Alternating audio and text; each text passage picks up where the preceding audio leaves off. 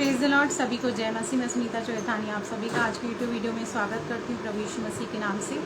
और अगर आपने चैनल को सब्सक्राइब नहीं किया तो सब्सक्राइब करें और आप मुझे इंस्टाग्राम पे भी फॉलो कर सकते हैं। सुनीता चौथानी यही मेरी आईडी है और आप इस पर मुझे फॉलो कर सकते हैं और भी वीडियोज़ और रील्स के लिए।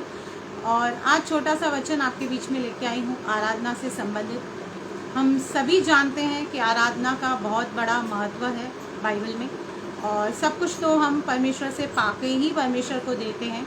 एक ऐसी सिर्फ आराधना एक ऐसी चीज़ है जो हम अपने से अपने दिल से परमेश्वर को देते हैं, क्योंकि सारी सृष्टि सारी कायनात परमेश्वर की है। हम उसे क्या दे सकते हैं? ना तो हम उसे नारियल चढ़ा सकते हैं, ना तो फल फ्रूट दे सकते हैं, क्योंकि वो तो सब उसने ही बनाए हैं और उसी के ही हैं। लेकिन एक बात हम कर सकते हैं कि हम उसकी आराधना कर सकते हैं। और आराधना का मतलब केवल गीत गाना, गिटार लेकर या पैड बजाना नहीं है।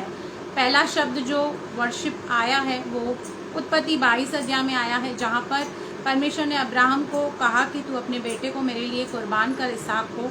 और वो अपने सेवकों से कहता है कि यहीं रुके रहो, मैं अभी आराधना करके आ रहा हूँ। मतलब परमेश्वर की आज्ञा का पालन करके आ रहा हूँ। अगर आप परमेश्वर की आज्ञा का पालन करते हैं तो आप आराधना करते हैं। आराधना आपके बंद दरवाज़ों को खोलती है।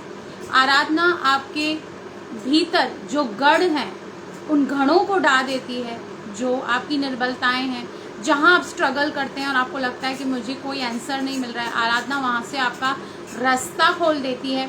और हम कई जगहों में हम देखते हैं कि लोगों ने चंगाई पाने से पहले प्रभु यीशु को वर्शिप किया। जब उन्होंने वर्शिप किया तो उनको चंगाई मिली। अगर आपको चंगाई चाहिए तो घुटनों पर आकर वर्शिप करें, परमेश्वर की आज्ञा का पालन करें। और हम यहाँ तक एक व्यक्ति को मरकुस में लिखा हुआ है, आप पढ़ सकते हैं, जिसके अंदर सेना थी, वह भी उसे वर्शिप कर रहा है। दुष्ट आत्माएं तक उसे वर्शिप करती हैं, उसके बारे में जानती हैं कि वो परमेश्वर का पुत्र है, मसीहा है, पवित्र जन है। लेकिन कहीं ना कहीं शायद हम नहीं जानते उसकी सामर्थ को। और यहाँ पे हम मत्ती के 15 अध्याय में देखते हैं, कनानी स्त्री, एक अन्य जाति की स्त्री जब प्रभु यीशु मसीह के पास आती है कि मेरी बेटी को चंगा कर, क्योंकि उसे दुष्ट आत्मा सताती है। तो यहाँ पर जब चेले उसे डांटते हैं और रोकते हैं और प्रभु यीशु मसीह भी उससे कहते हैं कि मैं इज़राइल की खोई हुई भेड़ों को छोड़ और किसी को नहीं दिया गया, तो यहाँ पर 25 वचन अगर आप पढ़ेंगे 15 का, पर वह आई और यीशु को प्रणाम करके कहने लगी, हे प्रभु मेरी सहायता कर। प्रणाम का जो इंग्लिश ट्रांसलेशन है वो आया है वर्शिप।